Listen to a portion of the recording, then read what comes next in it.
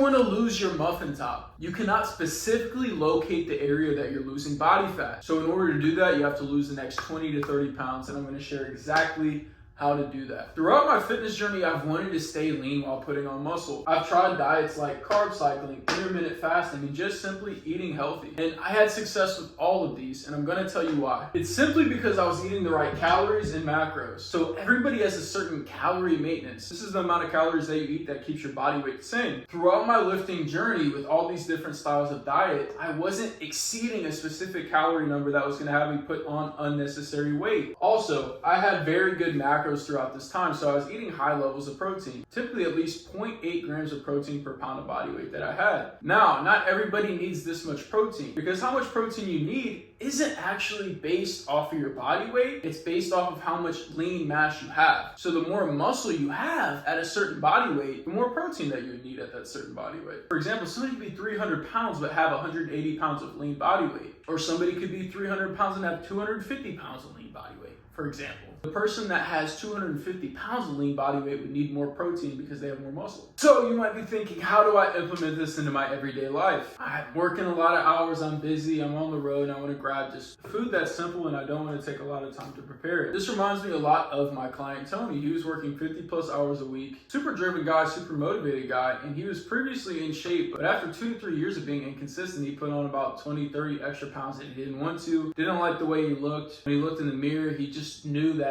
he could be more. So to lose that extra body fat, I set him up on the proper macro plan. Now Tony, he was a little bit of a smaller guy, a little bit shorter, so he's around 150 pounds, but he still had that amount of extra body fat. So what I had him do was eat at least 500 calories under his calorie maintenance, which that adds up to over 3,500 calories a week in a deficit, and 3,500 calories is going to equal about a pound of weight loss. So we're losing at least 1 pound a week. And to make sure that the weight that he was losing had a really good ratio of body fat, we made sure that he was eating enough protein. And since he was on a lower amount of calories, it became hard for him to hit his protein goal. So a target range that we had was for every 10 calories that he ate, aim to have at least 1 gram of protein. Now, how do you eat this much protein? How do you have 1 gram of protein for every 10 calories that you eat whenever protein has 4 calories per gram?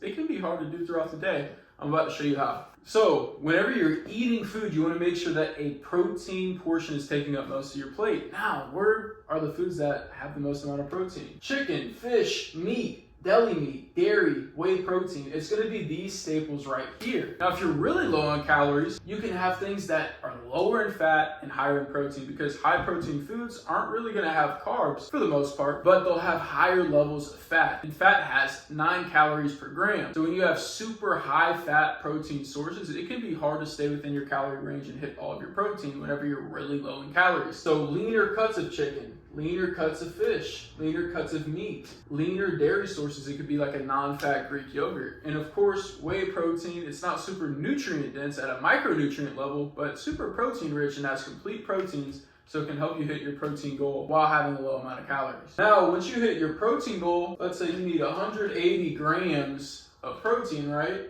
at 1,800 calories.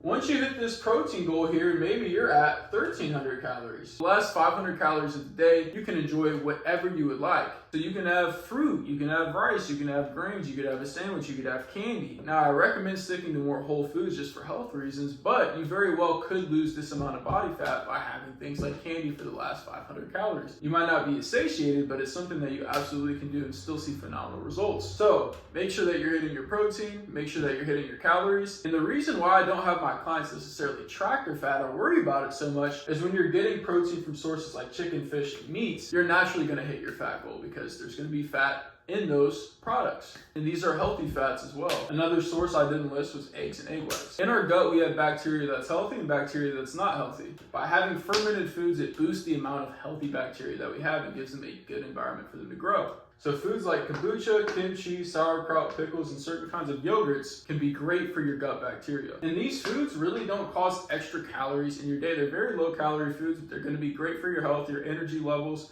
how you feel, and your mental clarity as well. And you only need a small serving per day of one of these foods to absolutely transform your gut health, the way that you feel, and potentially reverse some diseases or prevent them from ever happening. If you would like me to help you with your diet, fill out the calendar link below and I'll help you out.